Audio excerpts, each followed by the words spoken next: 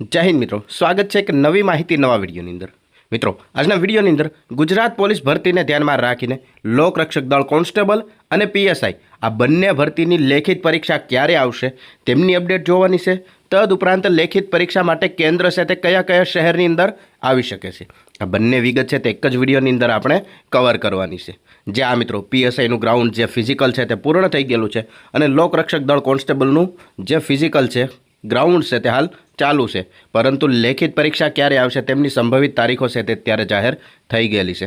શું છે સંપૂર્ણ વિગત જો તમે પણ જાણવા માંગતા હોય તો વિડીયોને ખાસ કરીને અંત સુધી અવશ્ય જુઓ।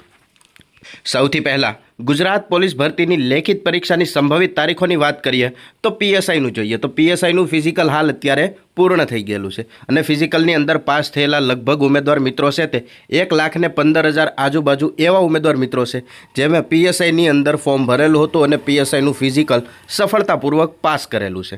તો પીએસઆઈની લેખિત પરીક્ષાની વાત કરીએ તો પીએસઆઈની લેખિત પરીક્ષા છે તે 19/4/2024ના રોજ લેવામાં આવશે। આવી રીતે એક સંભવિત તારીખ છે તે જાહેર કરવામાં આવેલી છે અને કઈ કઈ જગ્યાએ તમારે લેખિત પરીક્ષા આવી શકે છે તો સૌપ્રથમ અમદાવાદ શહેર, અમદાવાદ ગ્રામ્ય વિસ્તાર, સુરત, વડોદરા અને રાજકોટ કુલ 4 સિટીની અંદર 1,15,000 જેટલા ઉમેદવાર મિત્રોને એક્ઝામ આપવા માટે એટલે કે લેખિત પરીક્ષા માટે બોલાવવામાં આવશે।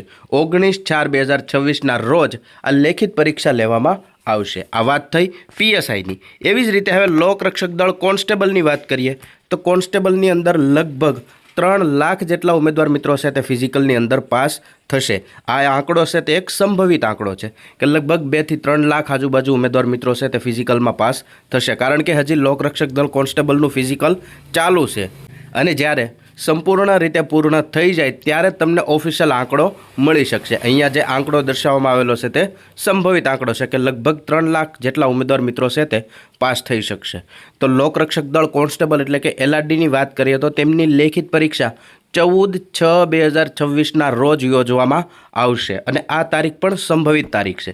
અને પરીક્ષા કેન્દ્રોની વાત કરીએ તો ખાસ કરીને અમદાવાદ શહેર વિસ્તાર હશે, અમદાવાદ ગ્રામ્ય વિસ્તાર હશે, ત્યારબાદ સુરત, વડોદરા, રાજકોટ, ગાંધીનગર, ભાવનગર અને આણંદ કુલ આટલા સિટીની અંદર પરીક્ષા કેન્દ્રો આવી શકે છે। તો તમારે જે લાગુ પડતું હોય તે તમારા કેન્દ્ર છે તે લેખિત પરીક્ષાની અંદર આવી શકે છે।